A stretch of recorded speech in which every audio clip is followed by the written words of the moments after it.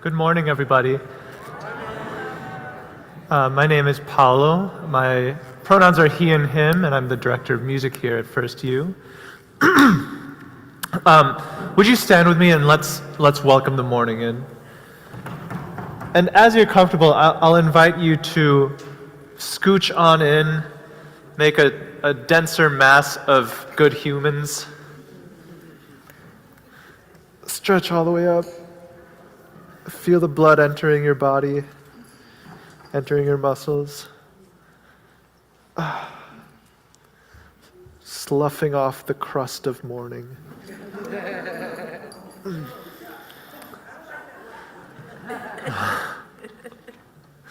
And then one hand on the heart. And just say, ah. Take all the craziness of this January that we had past tense into your body and let it out with a one more, that bright February air, and out goes January. Oh,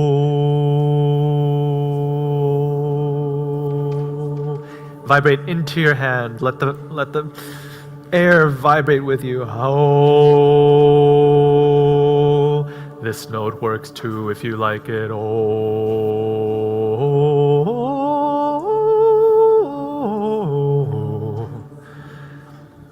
whatever note you're on, give it a nice red robin. Breathe with me and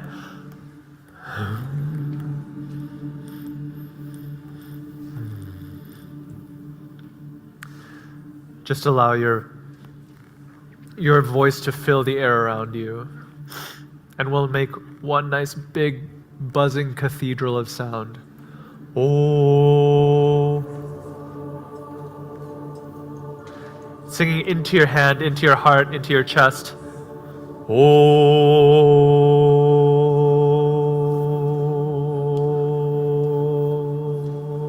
We are leaving January behind. Thank Christ.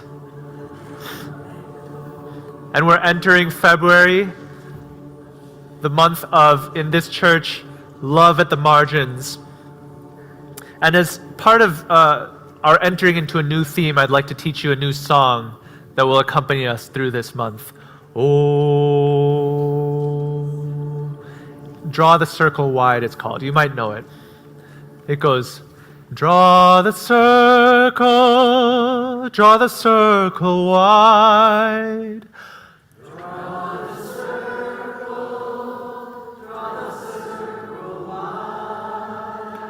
Draw the circle wide. Draw the circle wide.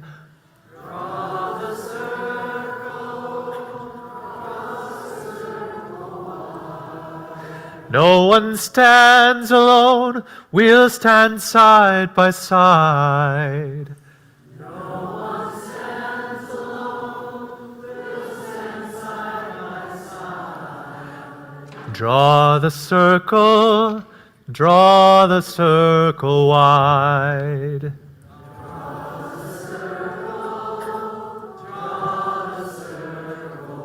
That's the one. Hand on your heart, and I invite you to learn this with your body. Yes, it is notes, yes, it is rhythms, but more than that, it's earth, and it's blood and flesh. Draw the circle wide into your hand. Draw the circle wide.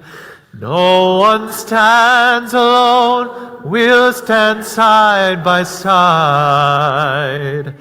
Draw the circle wide. Draw the circle wide.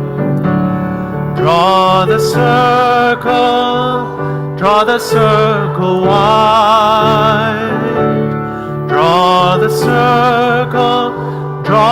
circle wide. No one stands alone, we'll stand side by side. Draw the circle wide. Draw the the circle, draw the circle wide. Draw the circle, draw the circle wide. No one stands alone, we'll stand side by side. Draw the circle, draw the circle wide. Last line. Draw the circle, draw the circle wide. Draw the circle, draw the circle wide.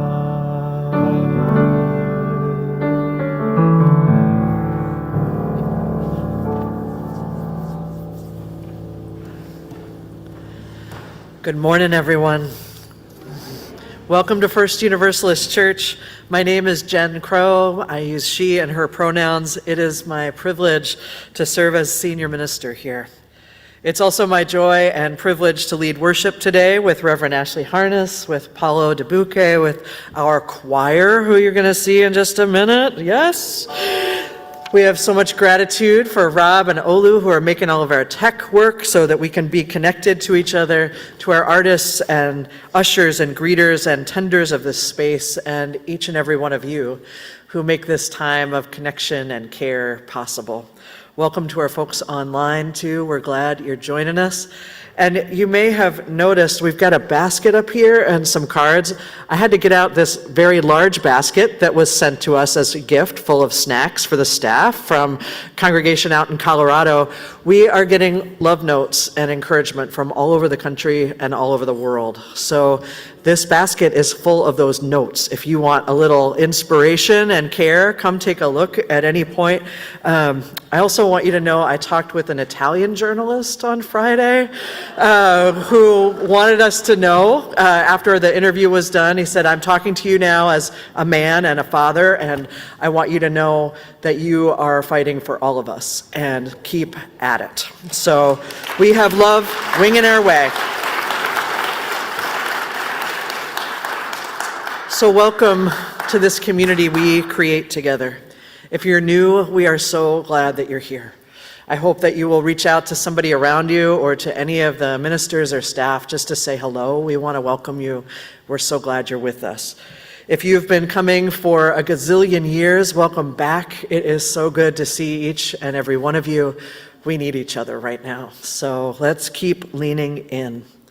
Welcome to this place where we lean into a universalist understanding of faith that names each and every one of us as whole and holy and worthy, welcome and wanted, all with room to grow. Welcome to a community of love and hope committed to practicing beloved community that is grounded in a love so inclusive and so expansive and so irresistible that it cannot help but transform us as individuals and collectively, that we might create a world here and now of mutual thriving for us all. The writer John O'Donohue tells a story about a time when he lived in rural Ireland, where winters were harsh and cold, maybe much like here. He was a newcomer to that land, surrounded by farmers whose families had worked the land for generations. As he was settling in, the neighbors would drop by to say hello. And each time, he says, he would open the door to invite them in, and over they would say, "Oh, don't worry, I can only stay a few minutes," and then they'd proceed to stay 20 or 30 minutes, standing there on the threshold with the door wide open. They were never quite willing to come all the way in, never quite able to say, "Sure, let me take off my boots, my gloves, my layers of protection. Let me sit down. Let me look at you face to face." They were never quite willing to receive the hot cup of tea, that deep exhale of sitting down together, both of them finally coming in from the cold.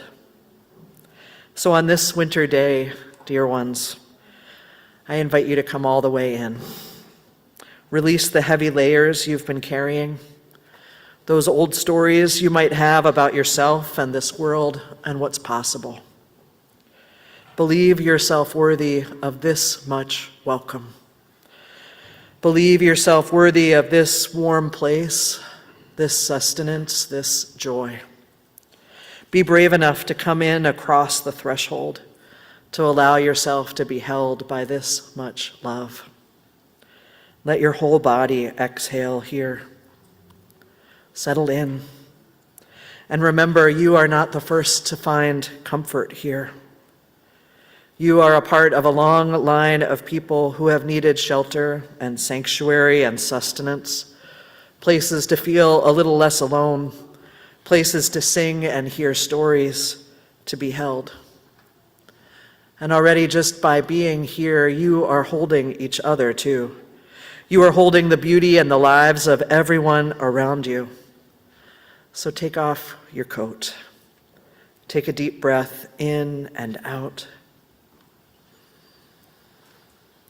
And when you're ready, remember this is a place where you too make others welcome, where you invite them to take off their gloves and boots, their hats and scarves. This is a place where we are ready to receive one another, that we might come in all the way from the cold. I invite you into a couple of intentional breaths, if that feels right to you, to ground ourselves, to arrive here, coming in from the cold.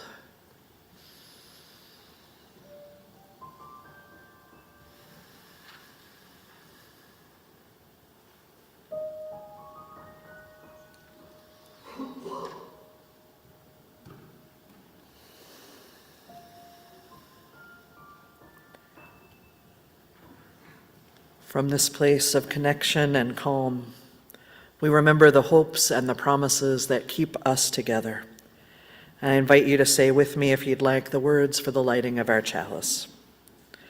Love is the spirit of this church, and service is its thought.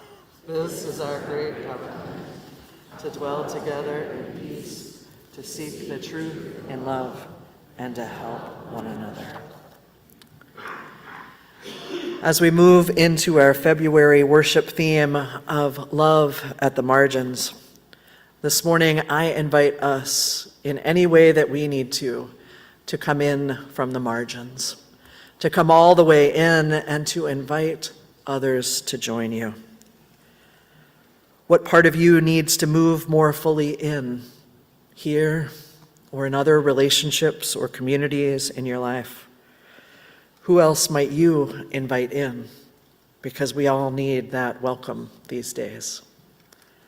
So I invite you, if you'd like, to take a moment to turn and greet one another, to share your name, your pronouns if you like, and then also, if you feel like it, to share who might you need to invite in, here or somewhere else. And as always, make this love we talk about real. Go find each other. Don't leave anybody out. Let's go.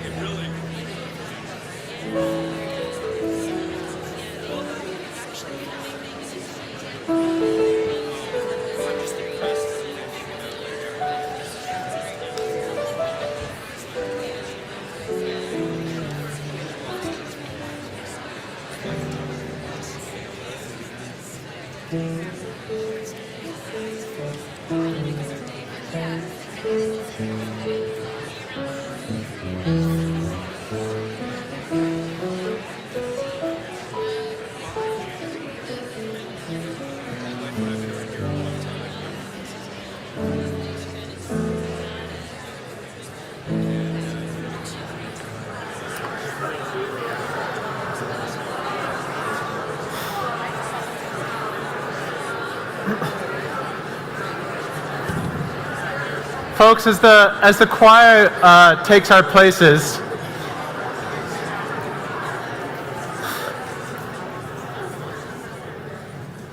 as the choir takes our places, I'm interested in just taking a brief straw poll. How many in this room have been in a choir before? How many in this room do not have plans on Wednesday evenings?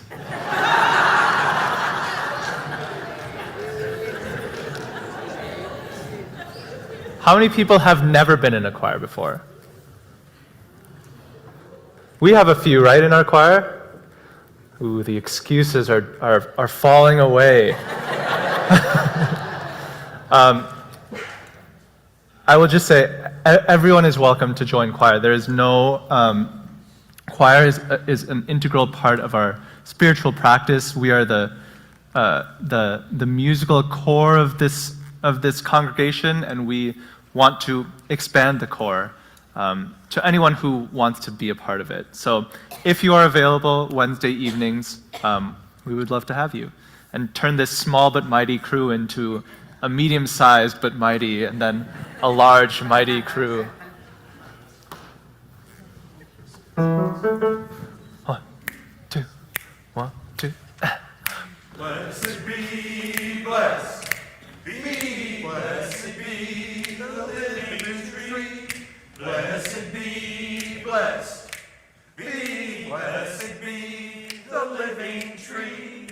Blessed be, blessed be, blessed be the living tree.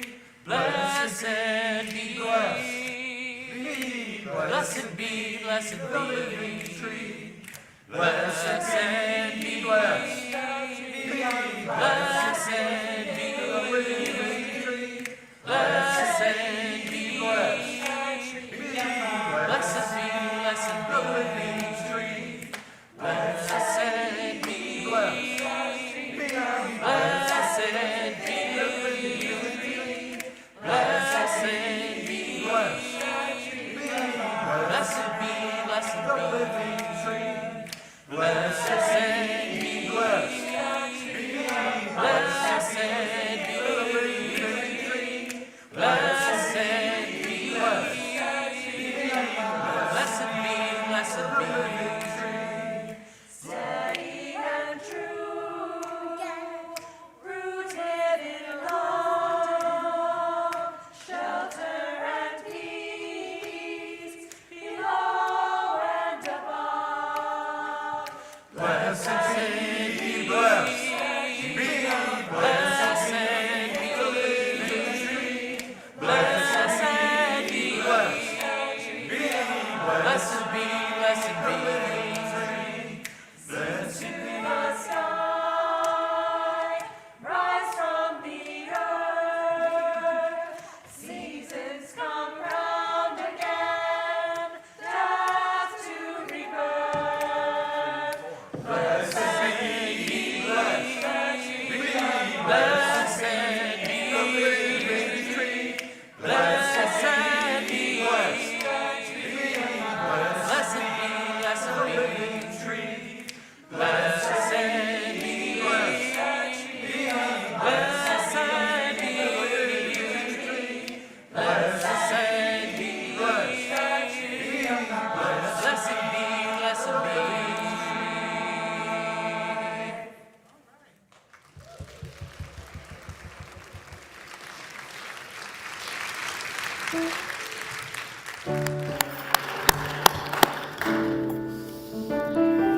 Can we just say 2 weeks of rehearsal and look at them go already?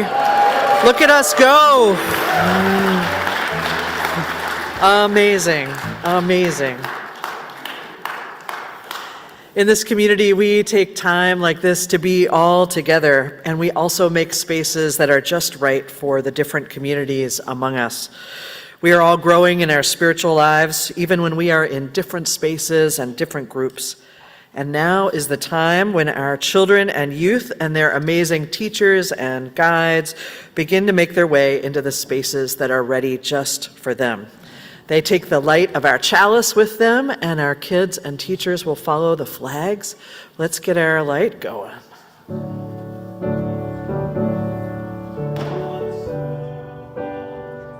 Draw the circle wide. Draw the circle wide. No one stands alone, we'll stand side by side. Draw the circle wide. Draw the circle wide.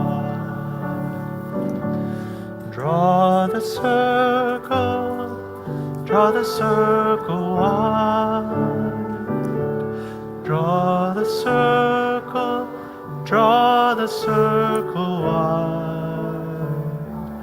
No one stands alone, we'll stand side by side. Draw the circle wide. Good morning, beloveds. My name is Ashley. I use she, her pronouns, and I am one of your ministers. How did you pray this week? Oh, you're just going to pop it up. You're rocking it. No, you are awesome. You are awesome. You are a plant, but you're not. Did you pray with your feet? Or by bicycle, or in song, or with candles, or flowers in the streets? Did you pray? This is like actual questions. Raise your hands if you did any of these things. Yes, Raylene is on it. Did you pray by delivering groceries, or walking a child to school, or picking up a prescription? Keep those hands up, y'all. Or by letting yourself be on the receiving end of that care? Did you pray as you scrolled too long, but then found a moment of beauty amidst the doom? Did you pray by sharing a coat, mittens, a scarf, hand warmers, or a hug with a stranger? Yeah. Did you pray by learning how to assemble gas masks or street medic kits? Or how the latest rounds of court rulings will impact what kinds of warrants are valid for what? Yeah. Did you pray by snuggling a small human with big questions about these times? Yeah. Did you pray by making a phone call to your civic representative, or sending an email, or by wearing your whistle, or blowing it, or by responding to a rapid response alert on Signal? Did you pray by texting or calling a beloved you know might be struggling these days? By which I mean any one of us. Did you pray by putting yourself to bed a little early? Or moving your body in a way that elevates your heart rate with joy and not just anxiety? My Apple Watch has been telling me that my heart rate has been elevated these last few weeks. Did you pray by letting your tears flow, or your anger loose, or your laughter get too loud, to honor the grief of this moment? I know you did one of these things. This is how we pray these days. We pray, which is another way of saying we pay attention to love, by reminding each other that you are not alone. We are holding it together, as we say every week. And these days, it seems we make it real every day. So I ask you now, what would be just a little bit lighter for you to carry around if you shared it in prayer with each other this morning? Or what would grow joy just a little bit bigger if you shared it? I invite you now to pray aloud into this space briefly. Introduce yourself with your name and your pronouns, or put a prayer in the chat if you are joining us online. Or just let yourself be held as you pray silently, and we will respond in turn. You are not alone. We are holding it together. Barely. Let us pray. The circle is open now. I'm not going to say my name for safety reasons on this one, but the joy of occupying Target as they continue to assist ICE and stealing rates, with over 200 other educators, we were able to stop all commerce at Target for a while,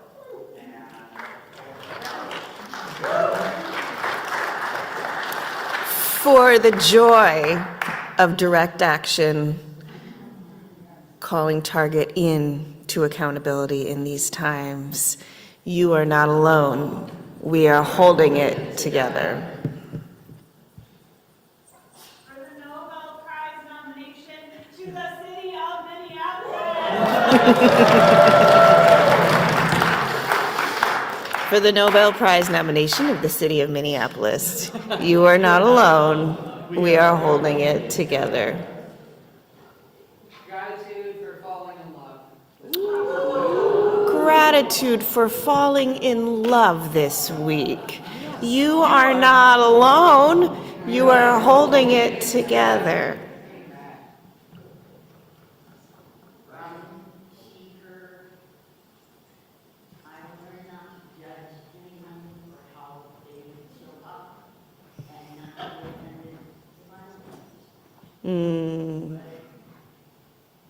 Robin, we are praying with you as you learn to show up without judgment and to let any judgment roll off of you.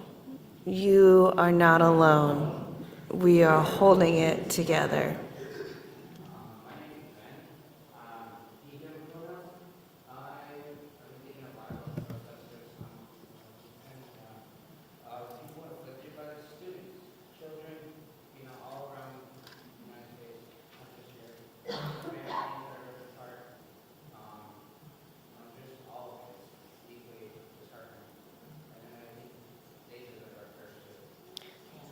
Ben, we are praying with you that we may remember there is no such thing as other people's children in these times. You are not alone. We are holding it together. My name is also Ben, and I found great joy this week in just continuing to be part of and witness our beloved community come forth in acts of courage and cooperation and compassion. Ben, we are praying with you in gratitude for joy this week in the form of all the participation and resistance we are witnessing. You are not alone. We are holding it together.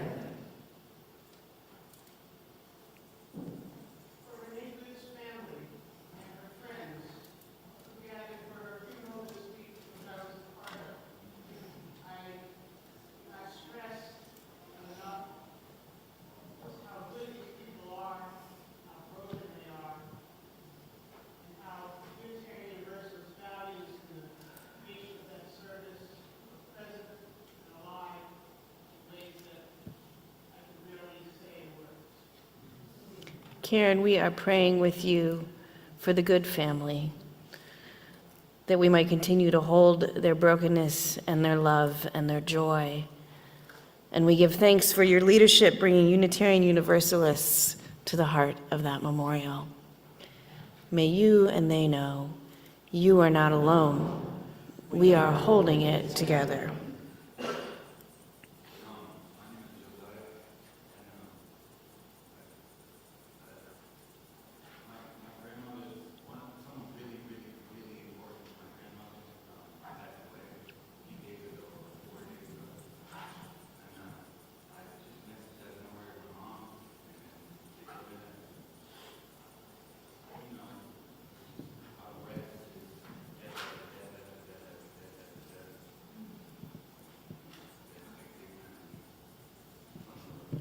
Josiah, we are praying with you for your grandmother and her loss and all the loss on the reservation.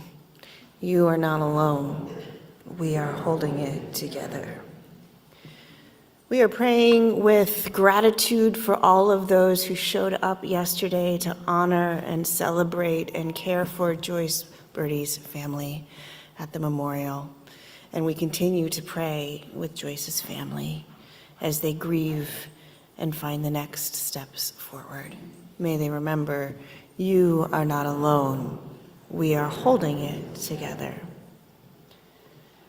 For all the prayers in the chat, for all the prayers that rest silently on each of our hearts, let us pray and hold gently and know you are not alone.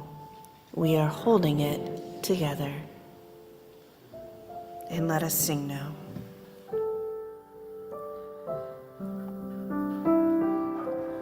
Spirit of life, come unto me.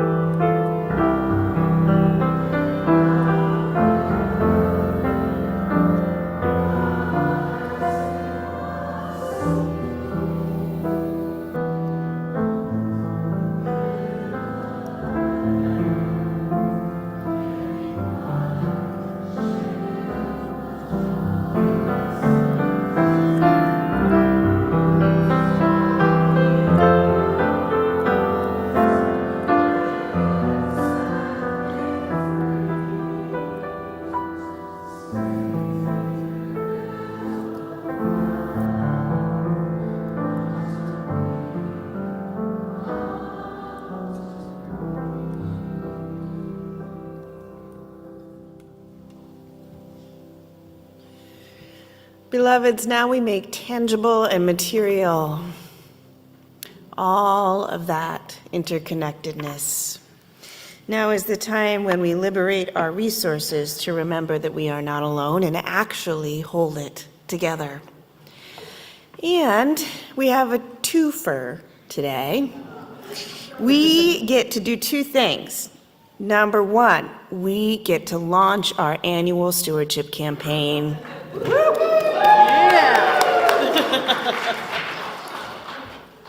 Who is on the stewardship team, who is in this room or helped fold stewardship packets yesterday and stuff those envelopes? Thank you, beloveds. It is a really good thing we have a stewardship team, because otherwise you would get a single sentence as a text message from your staff that said, "Isn't it obvious in these times that we need each other, that we need this community, that each one of you who is filled up with love and warmth that can melt ice goes out into the community and multiplies exponentially that effect? Isn't it obvious?" Thank goodness you have a stewardship team who had more words than that. And I invite Lynn to join us. Lynn brought us to join us from a warmer, melty climate via video now.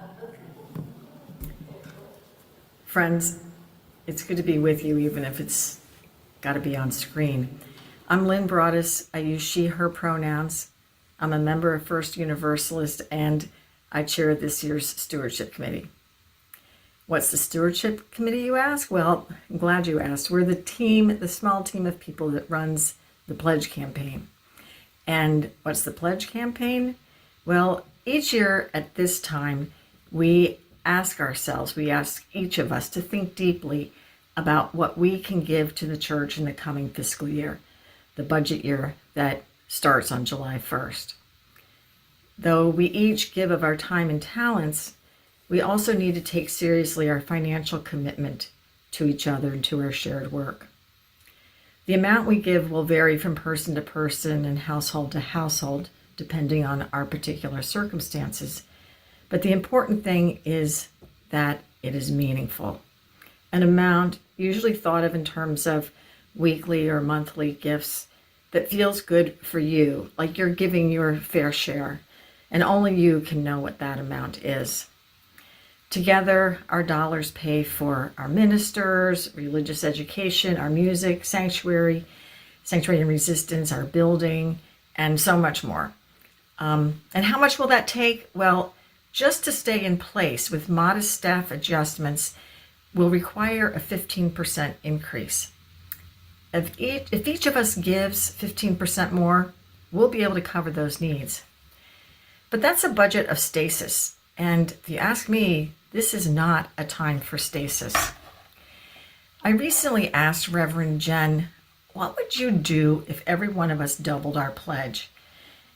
What would you do with an extra $1 million? Her eyes got big, her shoulders relaxed, and she went from being the person hoisting sandbags in place in the face of rising seas to a minister with a dream. I'll skip the details. You can read more about our conversation in your pledge packet, but rest assured that she has a vision and that it goes well beyond a 15% increase. Which leads me to ask, what are your hopes for this church? What would you love to see at First Universalist? How would you use an extra $1 million? Think about that as you ponder your financial commitment for the coming year. Can you double your pledge? If not, what can you do?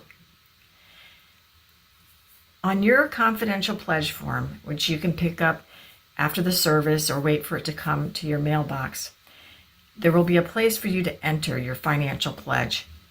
You'll also see a place to share your hopes for First Universalist. What's your vision if we all invested in hope? At the close of the pledge drive, we'll share those collective dreams back with you. But in the meantime, I just ask you to take a look at that packet, think deeply about what this church means to you and how that can be reflected in your personal gifts. And on behalf of the entire stewardship committee, I just want to say thanks.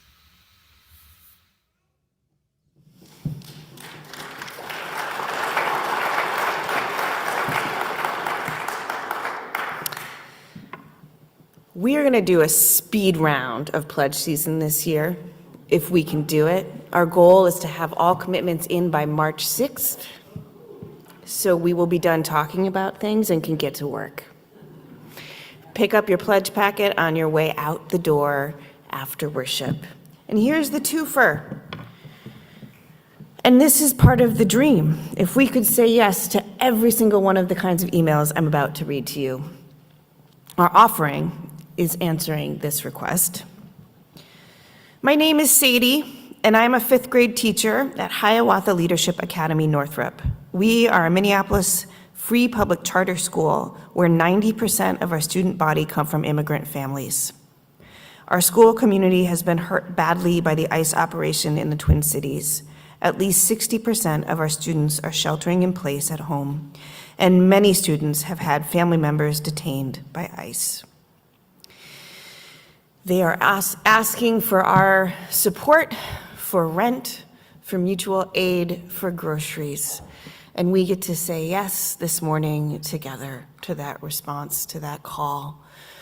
We invite you to give boldly to Sadie, to all those 5th graders, to all those families who are needing our care, who are needing us to love our neighbors together. Let us receive our morning offering.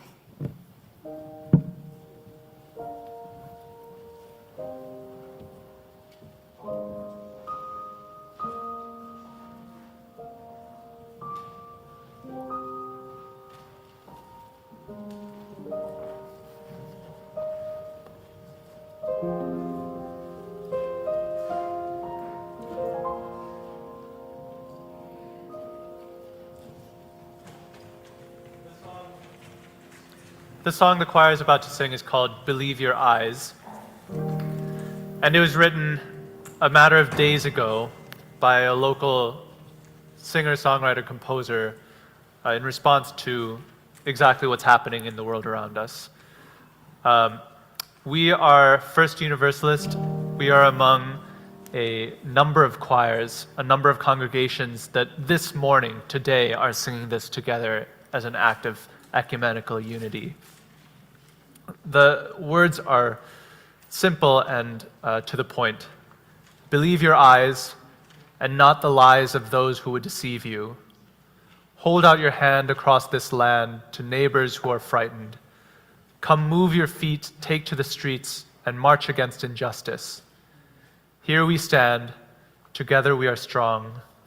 Rise up and let the whole world know that all God's children here belong.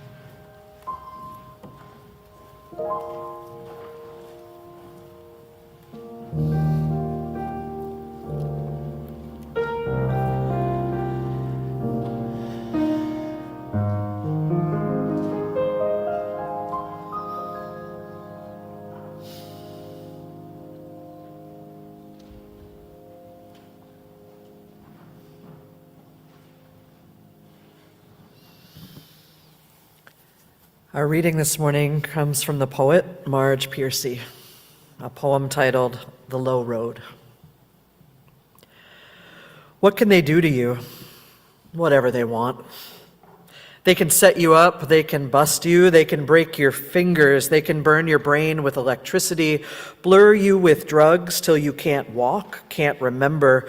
They can take your child, wall up your lover. They can do anything you can't stop them from doing. How can you stop them? Alone you can fight, you can refuse, you can take what revenge you can, but they roll over you. but two people fighting. Back to back can cut through a mob. A snake dancing file can break a cordon. An army can meet an army. Two people can keep each other sane, can give support, conviction, love, massage, hope, sex. Three people are a delegation, a committee, a wedge. With four, you can play bridge and start an organization. With six, you can rent a whole house, eat pie for dinner with no seconds, and hold a fundraising party. A dozen make a demonstration. 100 fill a hall. 1,000 have solidarity and your own newsletter. 10,000, power and your own paper. 100,000, your own media. 10 million, your own country. It goes on, one at a time. It starts when you care to act. It starts when you do it again and they said no. It starts when you say we and you know who you mean. And each day you mean one more.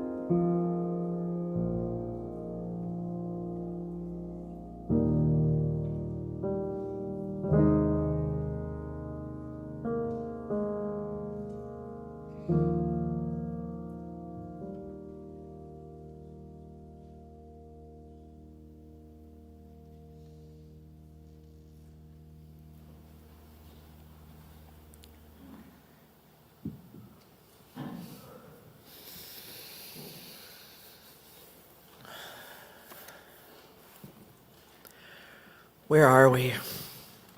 And what can we do? Where are we and what can we do? We are in the middle of a moral and spiritual struggle, and our strength will be in love. We are in dangerous times. There's no doubt about that these days. Senator and Reverend Raphael Warnock, the senator from Georgia, the Baptist pastor, traveled here last week to speak to clergy and faith leaders to offer some strength and wisdom and to listen and learn as well. And this is what he said.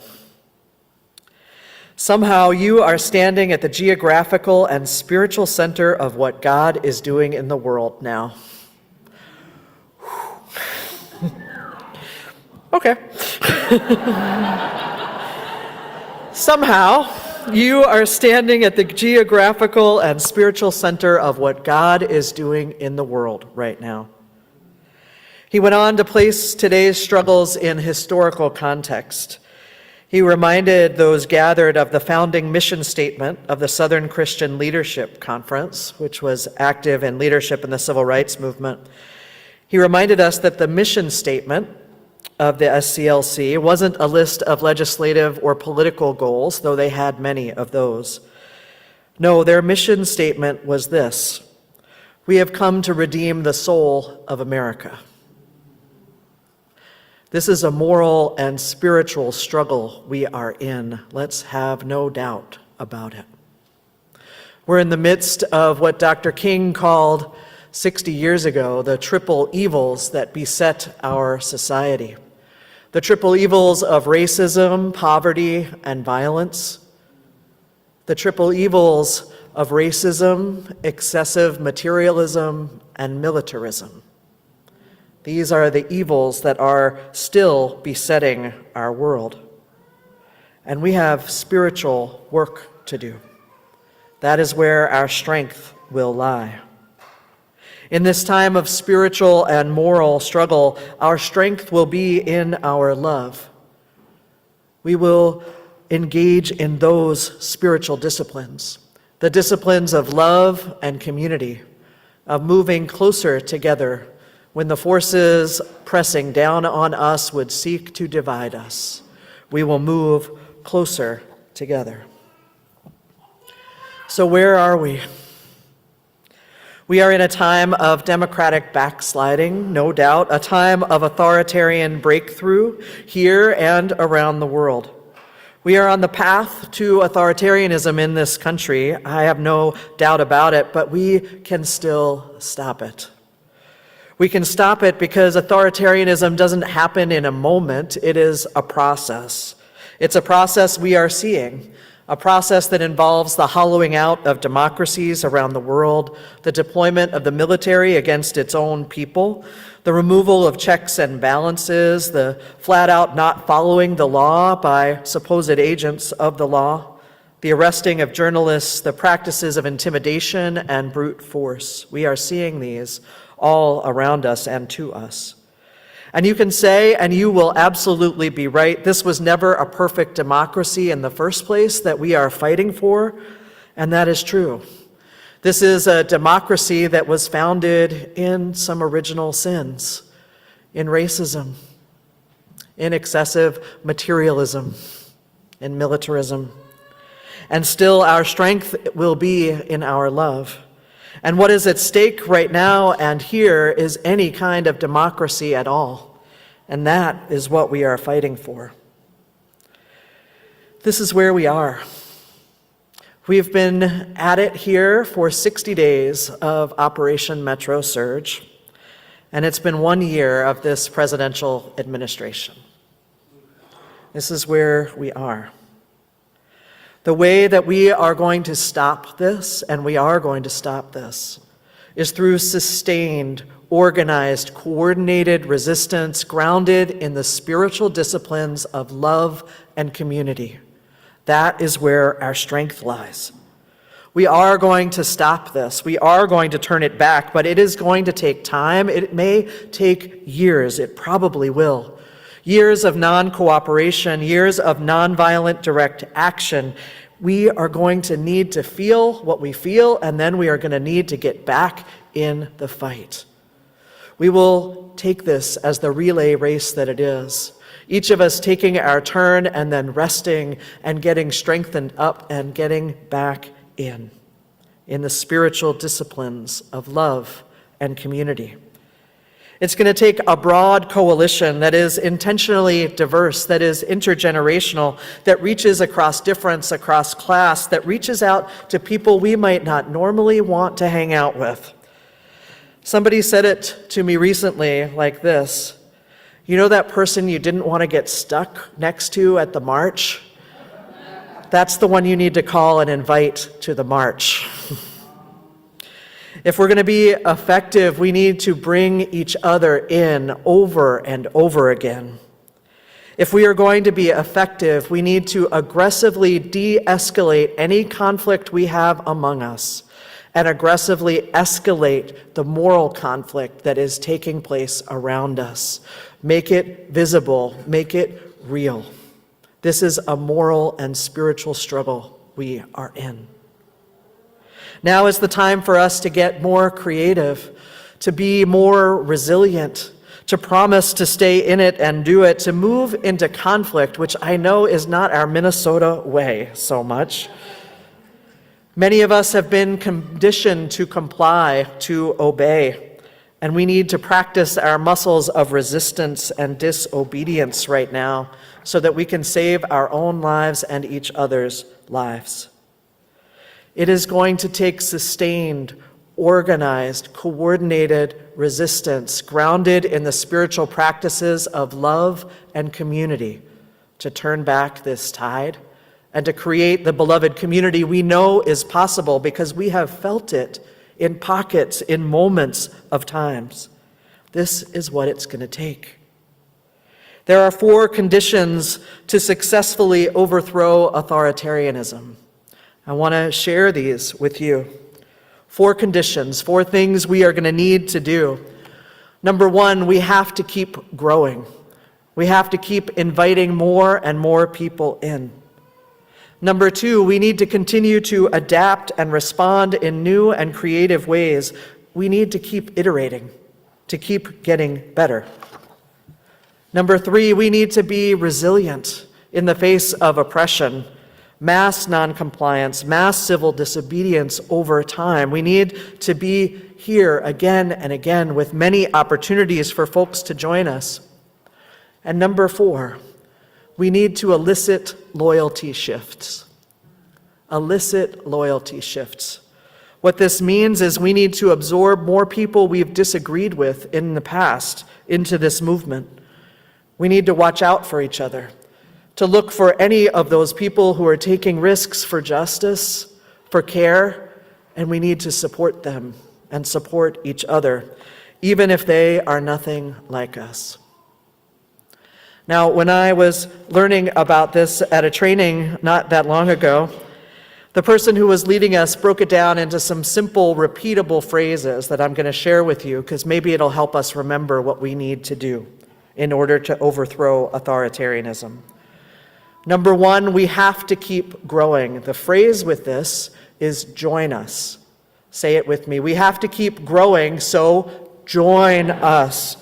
Number 2, we need to continue and adapt to respond in new and creative ways to keep iterating and getting better. The phrase for this one is, what else can we do? What else can we do? We are resilient in the face of oppression. We do this again and again. Your phrase is, we are still here. We are still here. And then number 4, back to number 1, elicit loyalty shifts. We need to invite people to join us, people we've disagreed with. Your phrase is, join us. Join us. Join us. What else can we do? We are still here. Join us. We're going to need to keep building infrastructure, trusted relationships. We're going to need to practice. We're going to need to follow the lead of the poet we heard this morning. We need to say the word we and know who we mean, and every day we mean one more. This is the way out of this. Sustained, practiced, organized, coordinated resistance grounded in the spiritual disciplines of love and hope and community. And, you know, there's some good news in this for us. Maybe you've heard this phrase. I've heard it at my daughter's hockey practices. Also, RuPaul says this a lot. It goes like this. You don't have to get ready if you stay ready. You don't have to get ready if you stay ready. Well, guess what? We've been staying ready.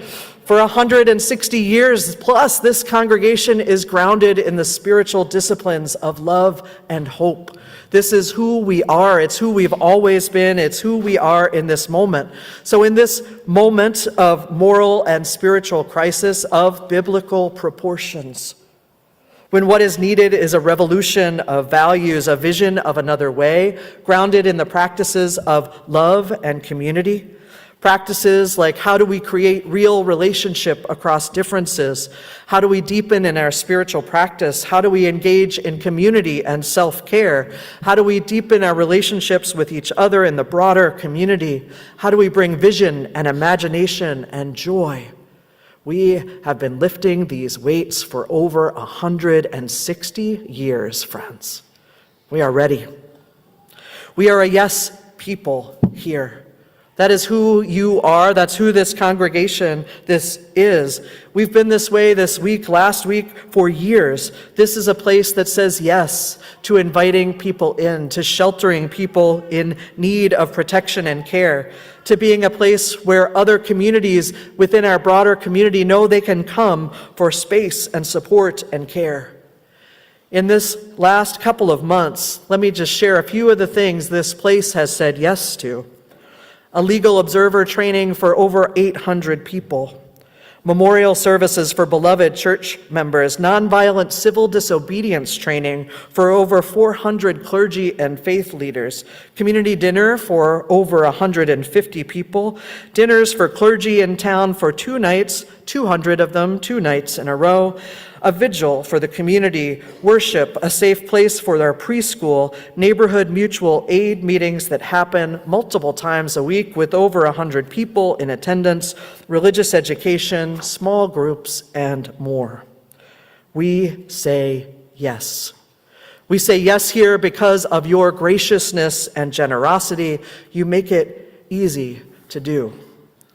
You, whether you were here for it or not, this congregation updated this building to make it accessible and beautiful and welcoming and up to date with tech so that we could welcome people here and around the world. We had a vision that was not for ourselves alone, but was about building inclusive, beloved community, and we are doing it. And I'm going to talk about money for just a couple of minutes because the bill is coming due, quite literally. You've likely heard us say before that our construction loan on this building is about $1.5 million.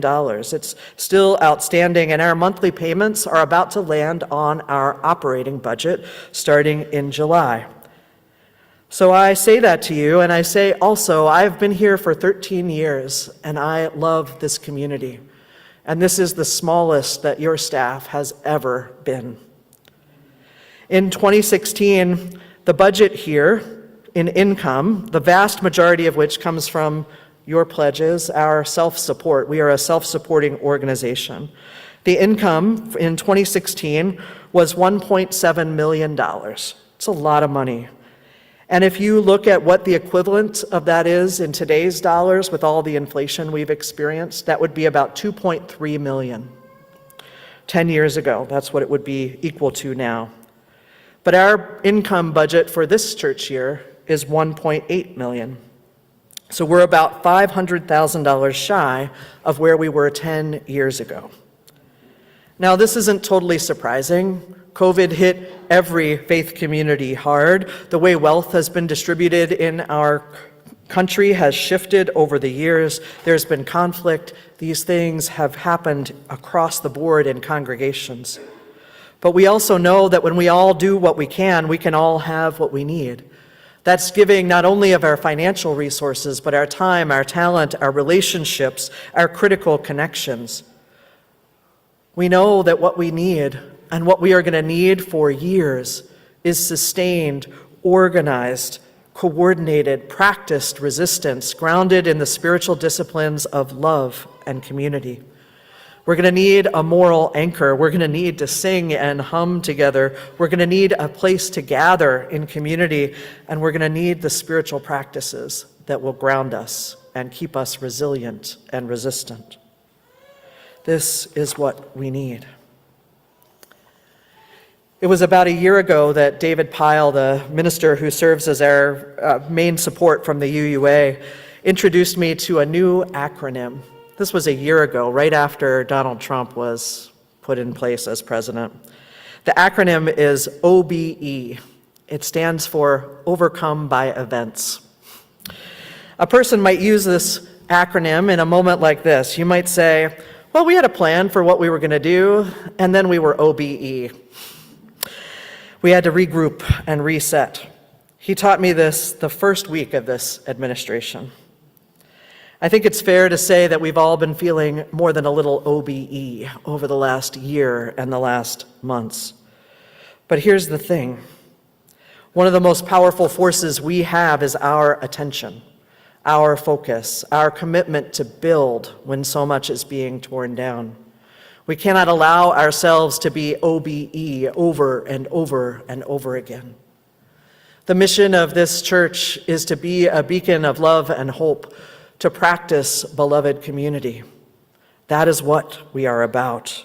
We cannot allow ourselves to be overcome by events.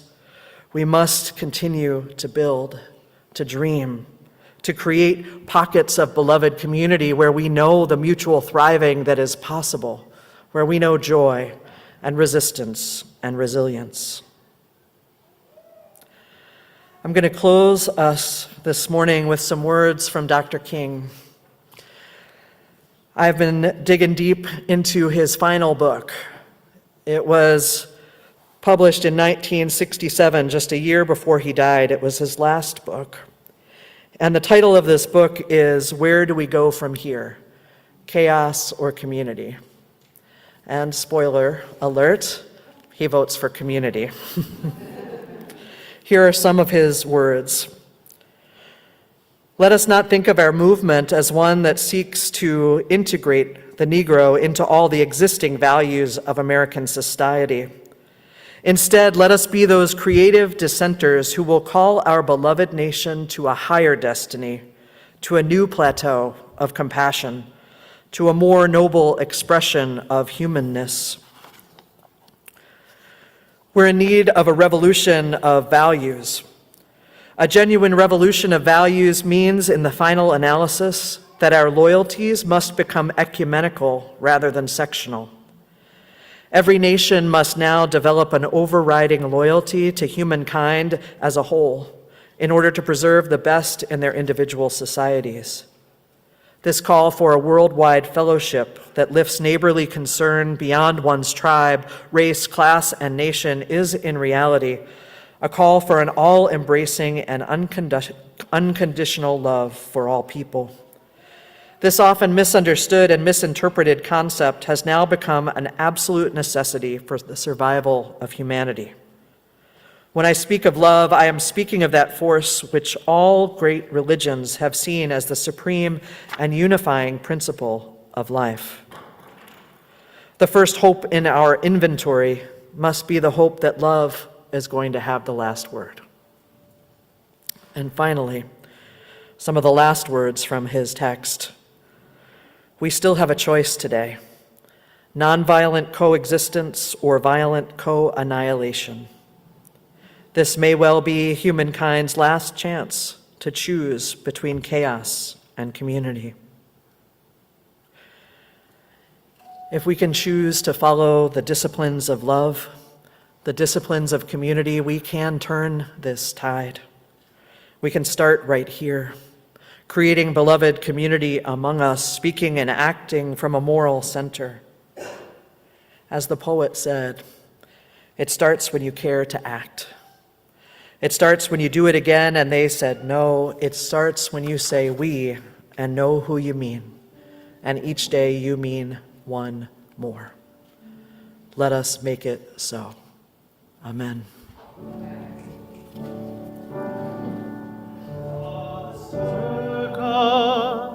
Draw the circle wide. Draw the circle. Draw the circle wide.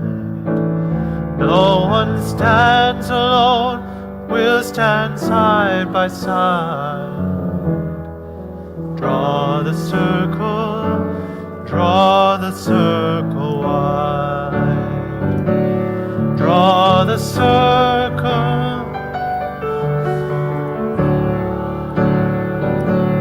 Draw the circle. Draw the circle wide. No one stands alone, we'll stand side by side. Draw the circle wide.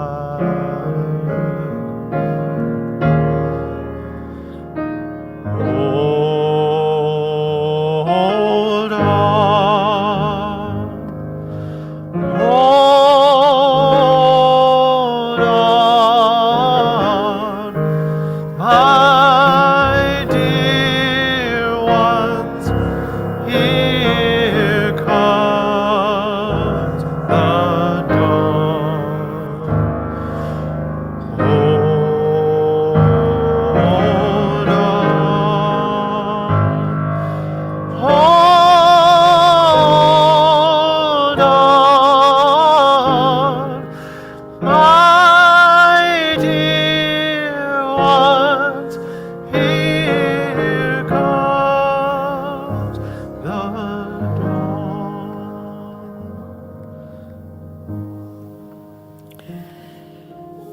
How do you make the dawn come, friends?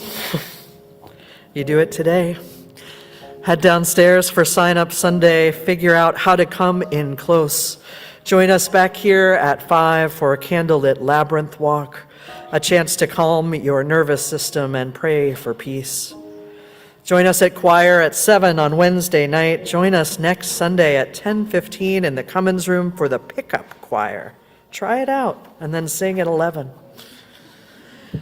I invite you, if you feel comfortable doing so, if you want to join hands. And also just to know you don't need to, you get to consent to anything involving your body.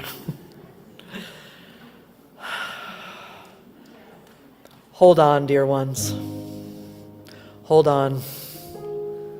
Here comes the dawn. We're going to make it so with our disciplines of love and community. Hold on to each other and to those who are not in this room. Let's make this beloved community real. Amen.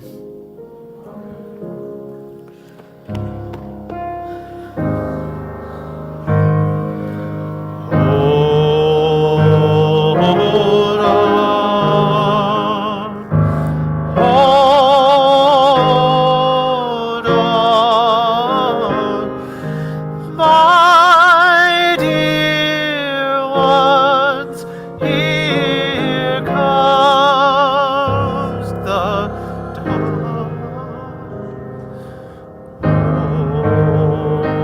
Hold